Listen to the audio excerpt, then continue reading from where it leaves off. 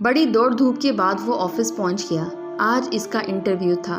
وہ گھر سے نکلتے ہوئے سوچ رہا تھا کہ ایک کاش آج میں کامیاب ہو گیا تو فوراً اپنا پشتینی مکان کو خیر بات کہہ دوں گا اور یہیں شہر میں قیام کروں گا۔ امی اور ابو کی روزانہ کی مغز ماری سے جان چھڑا لوں گا۔ صبح جاگنے سے لے کر رات کو سونے تک ہونے والی مغز ریزی سے اکتا گیا ہوں، بیزار ہو گیا ہوں۔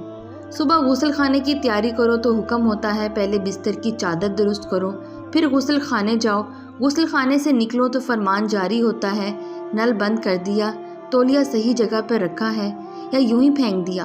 ناشتہ کر کے گھر سے نکلنے کا سوچو تو ڈانٹ پڑی، پنکھا بند کیا یا چل رہا ہے۔ کیا کیا سنیں یار، نوکری ملے تو گھر چھوڑ دوں گا۔ آفس میں بہت سے امیدوار بیٹھے باس کا انتظار کر رہے تھے۔ 10 بج گئے تھے۔ اس نے دیکھا پیسیج کی بتی ابھی تک جل رہی ہے۔ امی یاد آ گئیں تو بتی بجھا دی۔ آفس کے دروازے پر کوئی نہیں تھا۔ بازو میں رکھے واٹر کولر سے پانی رس رہا تھا، اس کو بند کر دیا۔ والد صاحب کی ڈانٹ یاد آ گئی۔ بورڈ لگا تھا انٹرویو دوسری منزل پر ہوگا۔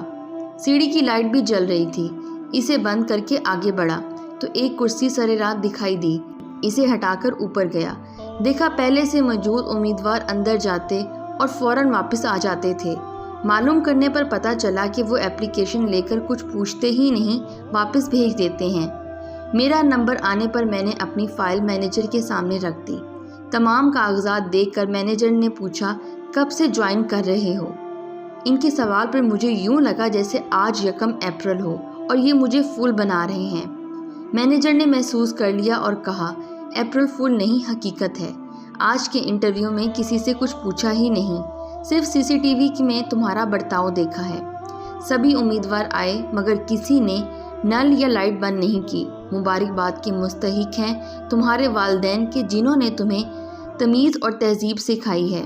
جس شخص کے پاس سیلف ڈسپلن نہیں وہ چاہے جتنا ہوشیار اور چالاک ہو، مینجمنٹ اور زندگی کی دوڑ میں پوری طرح کامیاب نہیں ہو سکتا۔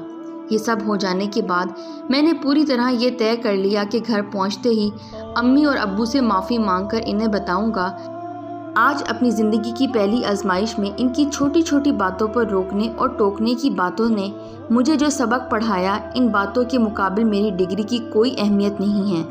زندگی کے سفر میں تعلیم ہی نہیں تہذیب کا اپنا مقام ہے۔ تہذیب سکھاتی ہے جینے کا سلیقہ، تعلیم سے جاہل کی جہالت نہیں جاتی۔